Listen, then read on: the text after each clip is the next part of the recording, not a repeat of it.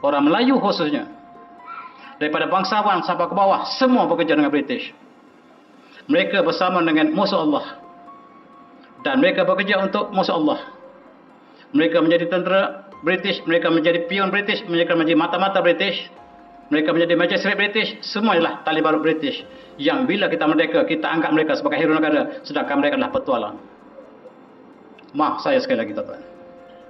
Nama ini tidak pernah disebut dalam sejarah negara kita. Bila kita merdeka, nama ini tidak ada.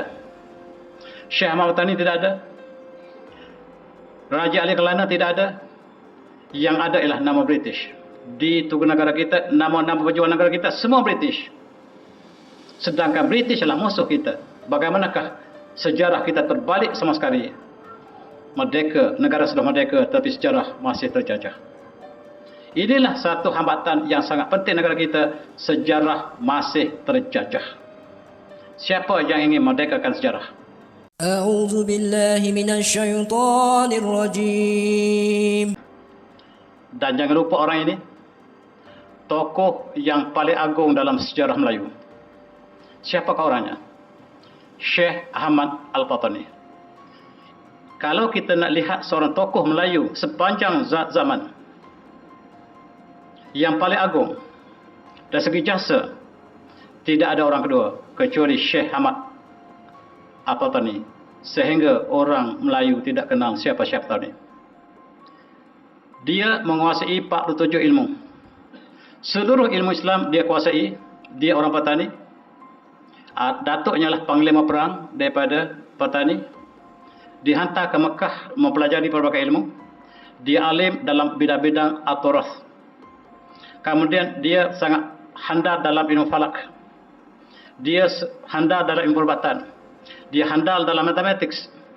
Dia handal dalam sastra, dia handal dalam ilmu kemasyarakatan, dan hampir 47 ilmu yang wujud dalam perdana Islam dikuasai oleh tokoh ini. Kepentingannya, dia adalah sebagai menteri yang dilantik oleh Osmaniyah untuk menjantumkan seluruh alam Melayu di bawah seorang khalifah. Dan peranan ini tidak pernah dibincang dalam negara kita. Kita lihat mula-mula sekali petugas Syekh Ahmad Al-Fatani ialah untuk mencetak kitab-kitab yang dipelajari di tanah air. Tuan-tuan lihat, kitab kuning yang tuan pelajari ini dicetak di sini. Di sini ialah dijaga oleh Syekh Ahmad Al-Fatani, dilantik untuk mengendalikan percetakan di Mekah. Kitab-kitab bahasa Arab ataupun bahasa Melayu diberikan tumpuan oleh khalifah. Selama ini ditulis tangan sebagai tulisan. Tetapi apabila untuk mempelajari terlalu lambat untuk menyalin setiap kitab yang ditulis oleh ulama kita. Jadi percetakan pertama inilah yang dilakukan oleh Syekh Ahmad Al-Fatani, dan kitab dicetak dengan banyak, sekali cetak 1000 kopi dan diedarkan kepada seluruh pelajar termasuk tanah air kita. Kitab Jawi yang tuan-tuan lihat adalah almari ini barangkali dicetak di sini. Dan itu jasa yang besar. Dan di antara kitab pertama yang dicetak di Mekah oleh Syekh Ahmad Al-Fatani ialah Sabil Muhtadin. Ia ditulis oleh Syekh Muhammad Arsyad Al-Banjari. Dan kitab Siratul Mustaqim ia ditulis oleh Syekh Nuruddin Al-Raniri di Aceh. Ini dua kitab yang pertama yang dicetak di Mekah. Kemudian kitab-kitab lain dicetak satu persatu dan ijazah besar dilakukan oleh Syekh Ahmad Al-Fatani. Selepas itu kitab ini diperbanyakkan dan disebar ke seluruh alam Melayu. Dan kita dapat pelajari hampir setiap orang ada satu kitab. Kalau dulu satu kitab dikongsi untuk 30 orang. Apabila dicetak maka setiap orang ada satu kitab. Pembelajaran sangat lancar dan jasa yang dilakukan oleh Syekh Ahmad Al-Fatani cukup besar dalam konteks ini. Tugas kedua, apabila negara kita sudah hampir dijajah oleh penjajah, tugas Syekh Ahmad Al-Fatani ialah untuk mengembalikan alam Melayu di bawah seorang khalifah. Maka sebagai usaha yang pertama ialah untuk cantumkan antara Kelantan, Terengganu, Petani dan Kamboja sebagai satu negara pertama di bawah seorang khalifah. Kemudian cantumkan pada Aceh, Sumatera, Jawa dicantumkan pada Kelantan. Kemudian Sulawesi dicantum pada Kelantan, Terengganu.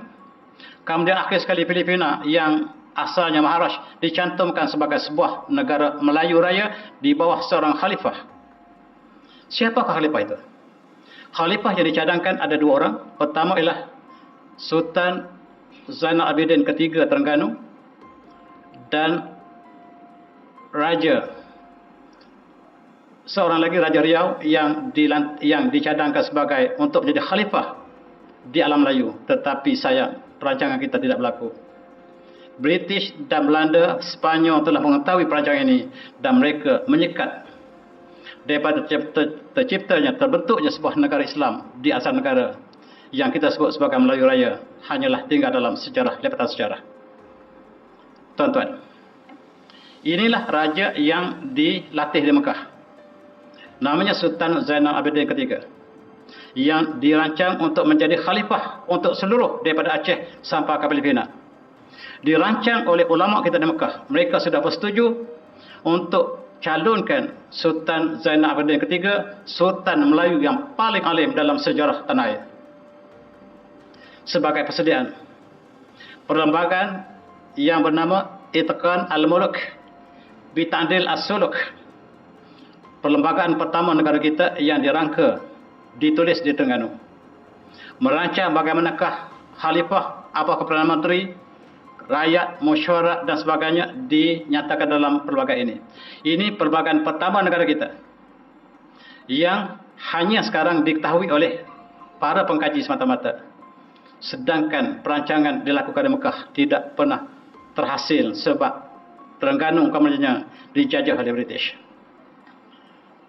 Dan kedua ialah undang-undang yang dilakukan di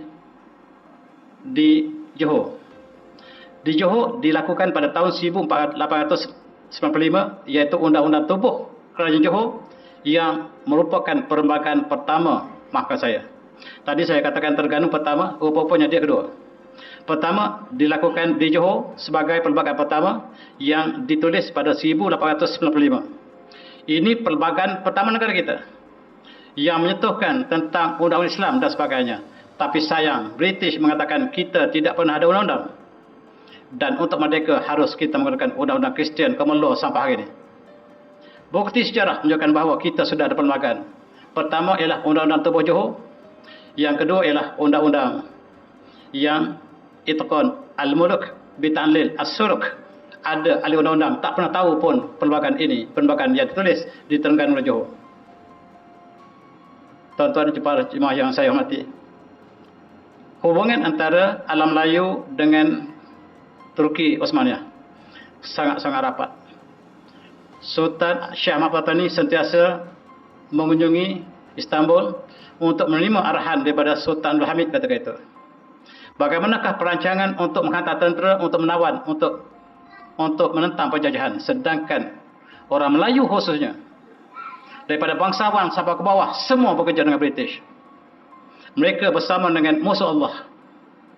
Dan mereka bekerja untuk musuh Allah. Mereka menjadi tentera British, mereka menjadi pion British, mereka menjadi mata-mata British, mereka menjadi magistrate British, semua ialah tali baru British.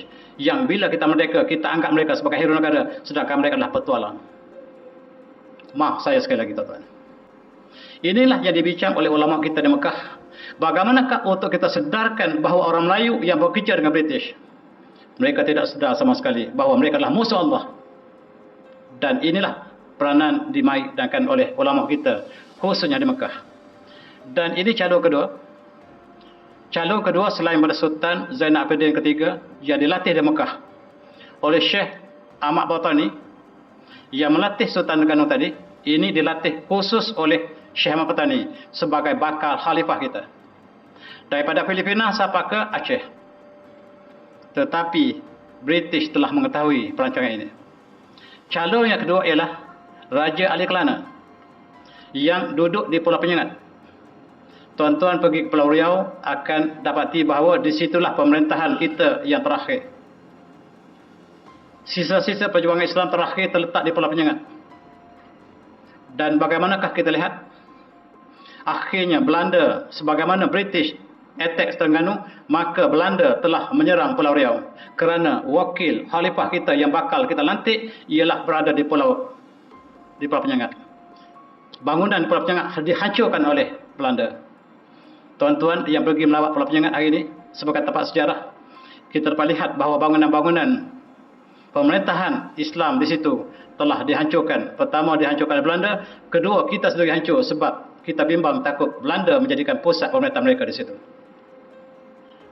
Nama ini tidak pernah disebut dalam sejarah negara kita. Bila kita merdeka, nama ini tidak ada. Syekh Ahmad Watani tidak ada. Raja Ali Kelana tidak ada. Yang ada ialah nama British. Di tugu negara kita, nama-nama pejuang negara kita semua British. Sedangkan British adalah musuh kita. Bagaimanakah sejarah kita terbalik sama sekali? Merdeka, negara sudah merdeka, tapi sejarah masih terjajah. Inilah satu hambatan yang sangat penting negara kita, sejarah masih terjajah. Siapa yang ingin merdekakan sejarah? Antaranya yang kita sebut bibit-bibit, yang saya sebutkan di sini adalah sebahagian daripada sejarah yang merdeka. Kita lihat pola penyengat. Inilah pusat perancangan untuk menjadikan kawasan Alam Melayu ini sebagai sebuah khalifah Islamiyah bersama bergabung dengan Osmaniyah. Dan masjid yang terdapat di Pulau Penyengat ini antara tempat pemerintahan umat Islam.